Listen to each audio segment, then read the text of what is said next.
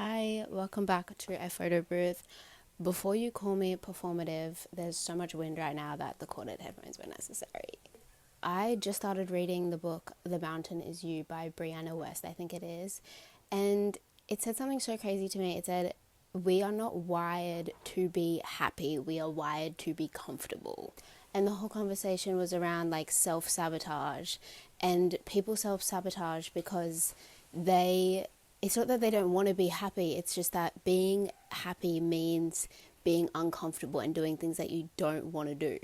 I feel like sometimes the biggest thing with getting out of like a rut or getting out of your own head or out of your own way is realizing that you're in your own head or you're in your own way.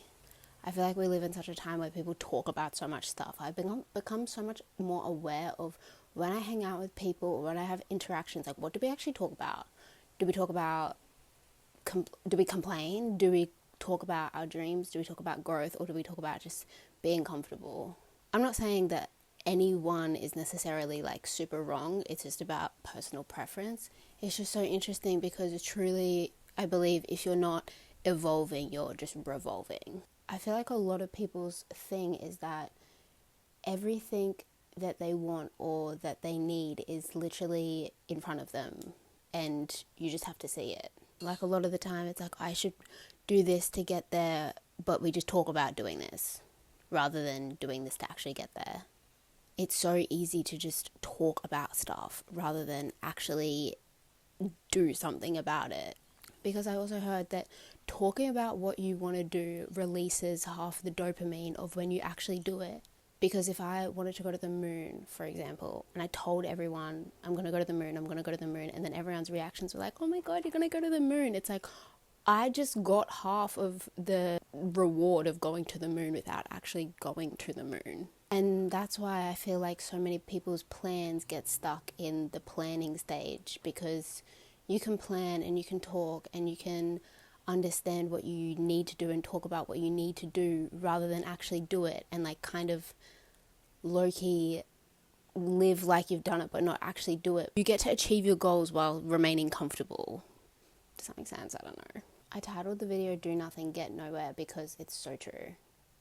Like you actually do nothing and you will get nowhere. But you can also do nothing, talk about going somewhere and still not get there even though you're talking about it. I feel like step one is accepting the fact that you're doing nothing, because once again I feel like everyone's guilty, and me included, is that you're speaking about what you want to do and you have a clear idea of where you want to go, but like your world doesn't reflect that, and it's because you're actually not putting action in every day to get where you want to go. But sometimes the hardest part is you have to accept, okay, damn, I'm actually doing nothing, so I can't really be mad at myself. Like, I'm actually doing nothing to get where I want to go. So accepting the fact that you're doing nothing is the start of getting something. Things that hold so much value because they're so hard to get. Big things require big sacrifices. And it's either, okay, cool, I'm talking about doing this, but I'm not doing this, and I need to change. Or I actually don't want this because I can't be bothered working for it. But like, in your own way. Sometimes you put in the work and you realize this is actually not what you want, but you have to put yourself in a position to explore it anyway. Don't talk about something, then think, oh, I can't do it if you didn't even try. Like, try, genuinely try, but know that you actually have to do something about it. I was talking to someone the other day and they said the size of the solution is as big as the size of the problem. And this was in regards to completely something else. But I believe the size of the thing that you desire is the size of the sacrifice it takes to get it. The more you change, the more it's going to cost you the old you. The more you want and the more you have is like the more responsibility and the more hard work it takes to get it. Like, it's all about polarity. Like, you can't have crazy light without crazy dark, or crazy sun without crazy heat. Everything has a equal opposing force. And maybe it's literally just about checking in with yourself and thinking, okay, am I actually doing something to get me where I want to go? And is this even actually what I want? Because I feel like everything that you want is just over the river of everything that makes you uncomfortable. But I feel like you have to be true in your own experience and think about how you want to experience this, because there's so many people in the world, and most people in the world, I would argue, most people in the world are they're just comfortable because it's so easy to just talk about what you want to do, talk about how it feels, watch videos and things like this and not actually experience it because it's comfortable. I don't know, I just think it's so crazy that I can open my phone and look at baby puppies or sushi platters and my dopamine will go off, but I haven't actually experienced it. I feel like maybe it's up to you to redefine how you actually want to experience your happiness, because it's so easy to just like get stuck in a loop of surviving. We have it so good with technology, you have a phone, you have access to the life that you could have or the life that you would want, and it's almost like you're experiencing it. How do you actually want to have a meaningful experience? Because you can do nothing and get nowhere and still feel like you've got somewhere. I don't know if this is making sense, but it's just where my head's at. In talking about this, I feel like I'm coming from an angle that you need to know exactly what you want, and I don't think that's true at all.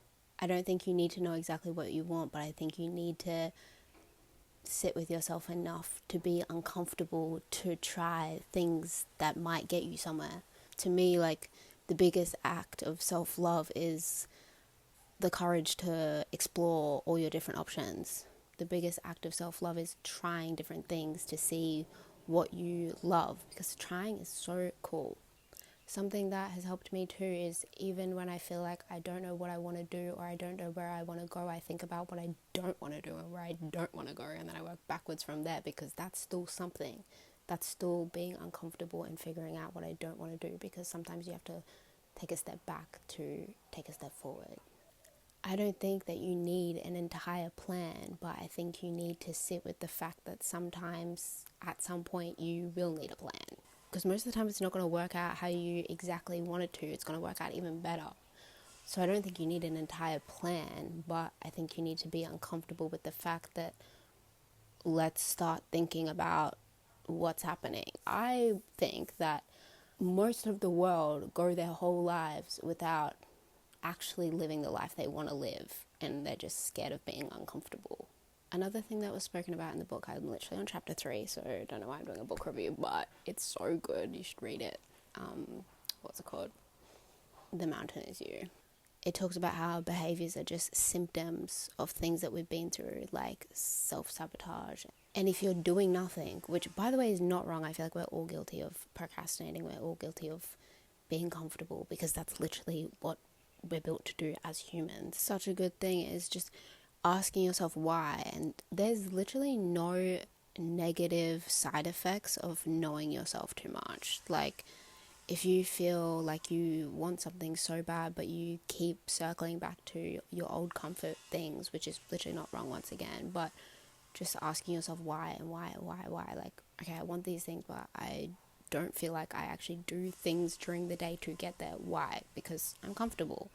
Why? Because I'm scared. Why? Because when I was 4, I got rejected during playtime and it has traumatized me. Like, it will just get you somewhere and you'll figure out what you actually need to solve. Most likely, everything that you're experiencing now is still a symptom of something that maybe wasn't addressed. I feel like I've said this so many times, but I feel like everything is a mirror, and what you say you are is one thing, but what you actually are is another. And to me, the difference between what you say you are and what you actually are is just acknowledgement. Like, the whole thing about a problem said out loud is a problem halved. Like, most of the time, the biggest lump in your journey is accepting that there is a journey. And most of the time, it's literally right in front of you. Most of the time, you know what you need to do. But once again, it's so easy to be comfortable and not actually do it. It doesn't have to be like a huge drastic change or anything crazy. It's just genuinely acknowledging, like, okay, there's something up, or this is where I want to go, and I need to acknowledge that I need to do something to actually get there. How I make these videos is I just be living, and I have thoughts and I write them down, and then I make a video based on like a couple of little dot points. But I have this analogy. This is what I wrote down. The universe gives you ingredients. You can sit with them or you can cook up.